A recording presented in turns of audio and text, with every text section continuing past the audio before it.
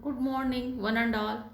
This is T.G. Meenakshi, Assistant Professor, Department of Physics, Government First Grade College for Women's, Hassan.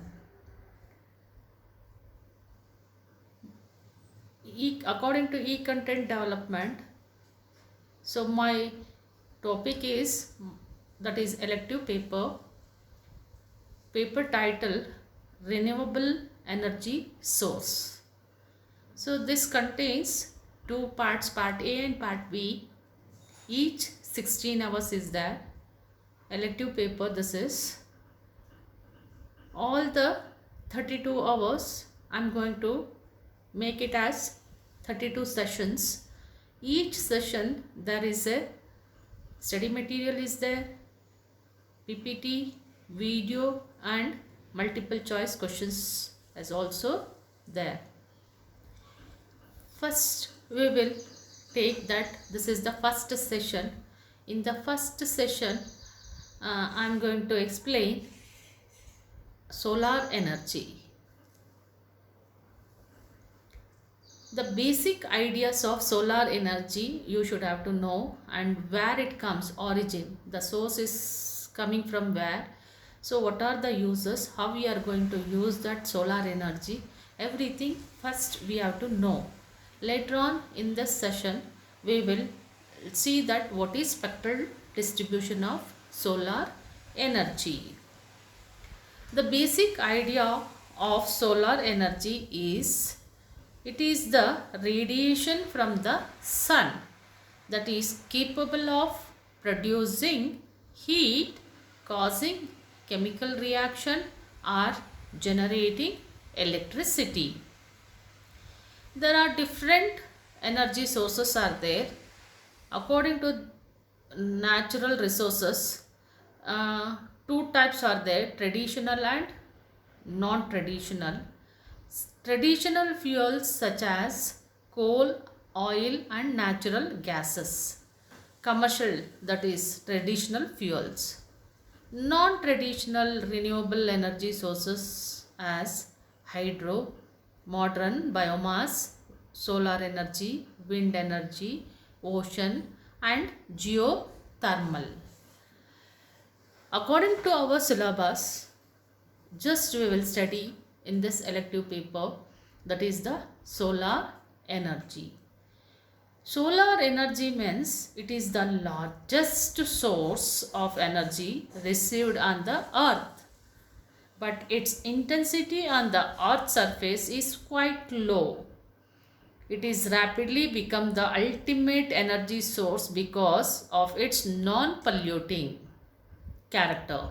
This what is the energy, solar energy we are receiving from the sun, that is non-polluting, and its inexhaustible supply which are in stark contrast to such fossil fuel source as oil, coal and natural gas.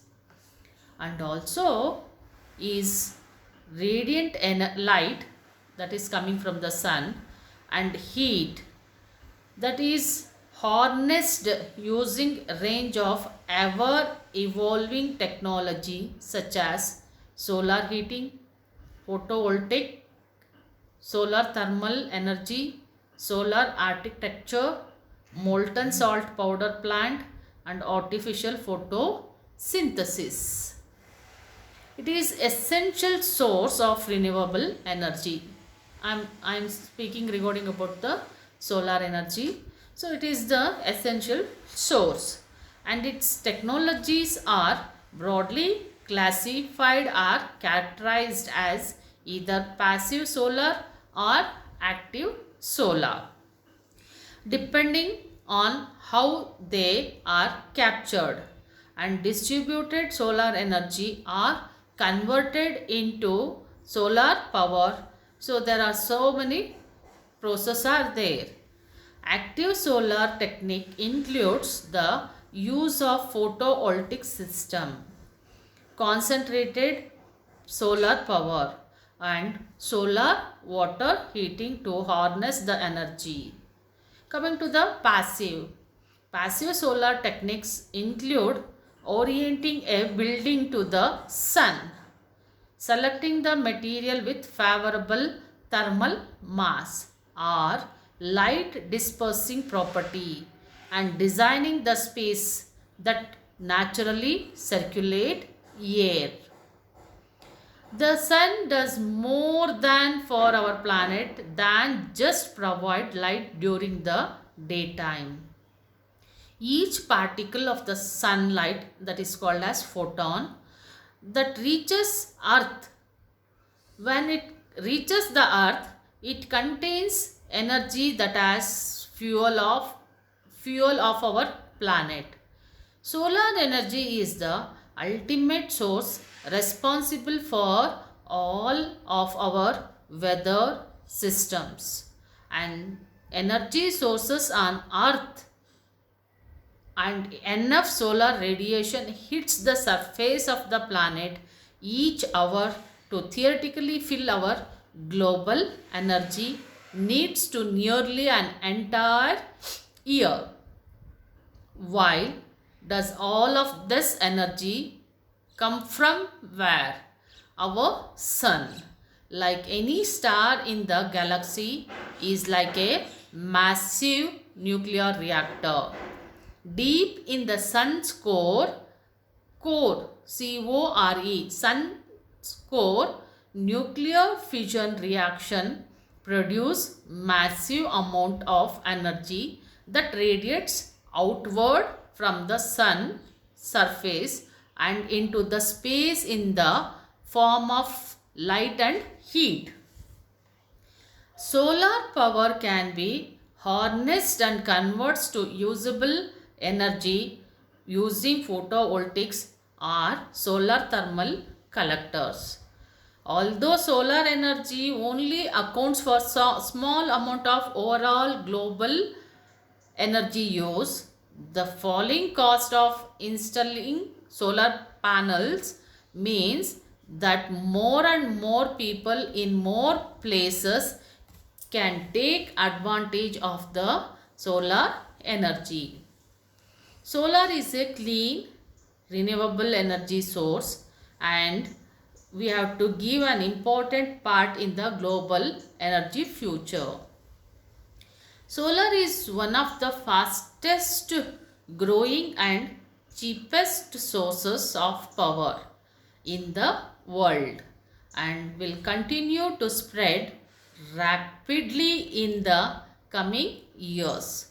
With the solar panel, technologies are improving each year.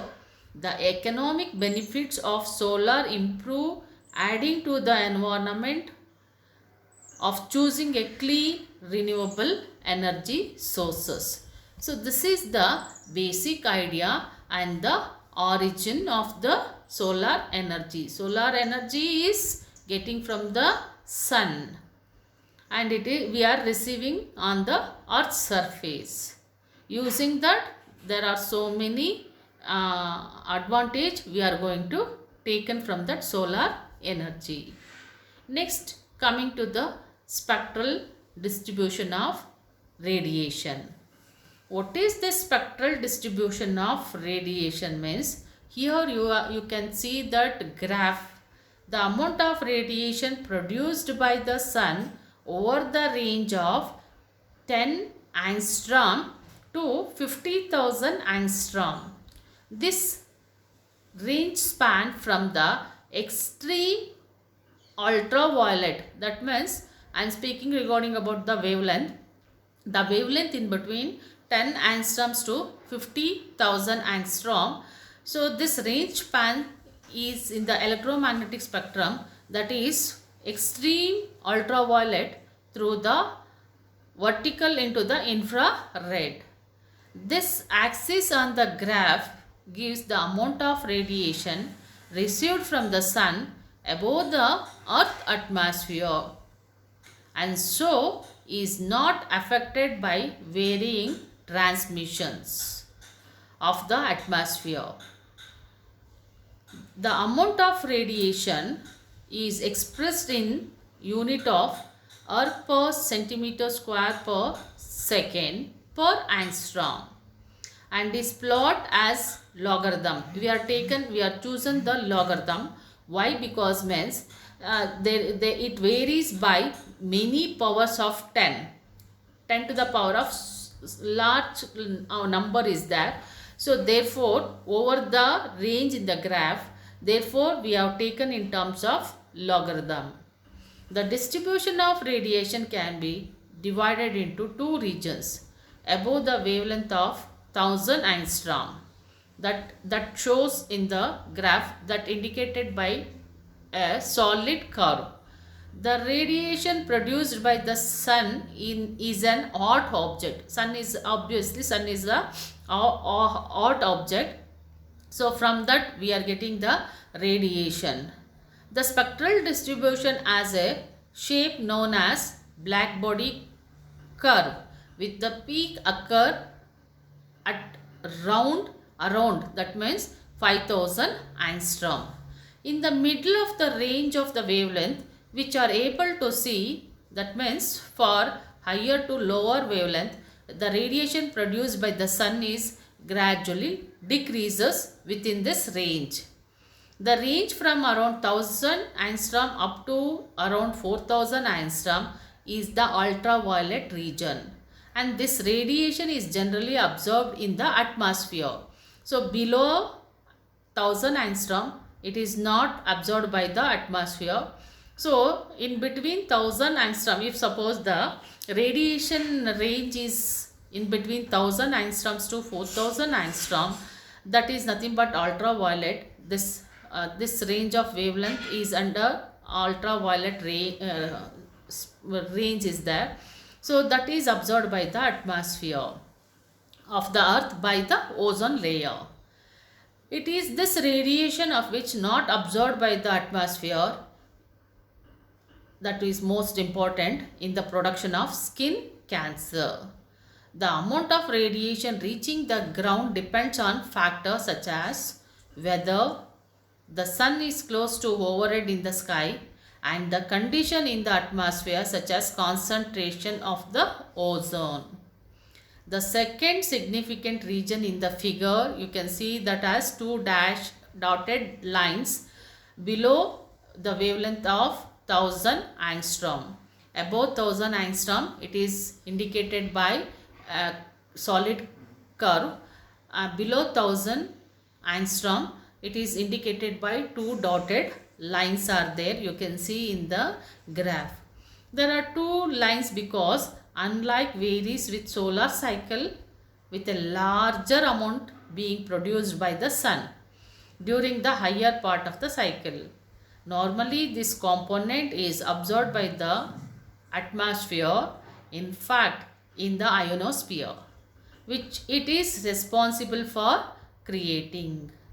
So most of the spectral distribution of direct solar radiation is measured with the wide and narrow wave bands and are reported.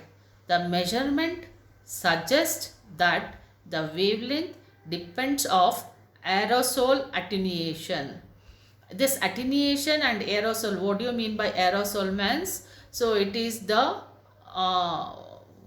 air particles kept under the high pressure and it can be it can be spray. So that is called as aerosol. Attenuation means reduction or reduce of the solar radiation. This we will know in the next session. So the depends of aerosol attenuation can generally be described by the power law with wavelength.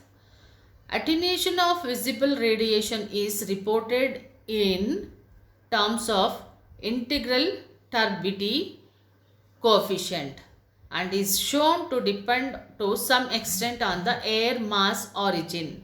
Air masses from the continent being more turbid than maritime air masses. The mean value of that is range between 0.05 to 0.6. The ratio of visible to total direct irradiance is found to be a linear function of the turbidity coefficient. The constant of linearity being function of zenith angle. From these relationships, a semi-empirical model is developed, enabling spectral irradiance, visible irradiance and total solar irradiance to be estimated from arbitrary values of turbidity and zenith angle. This is how we can measure the spectral distribution of solar radiation.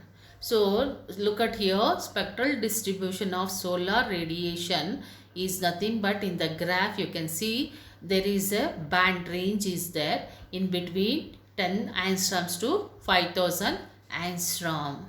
So this lies in between ultraviolet to infrared. So here you can see that the amount of radiation reaching the ground depends on the factor such as whether the sun is close to overhead in the sky and the condition in the atmosphere such as concentration of ozone. If suppose it is below 1000 angstrom, then you can see that one as in the graph, and above 1000 angstrom to 4000 angstrom you can see the dotted lines. So by this you can understand the spectral distribution of solar radiation.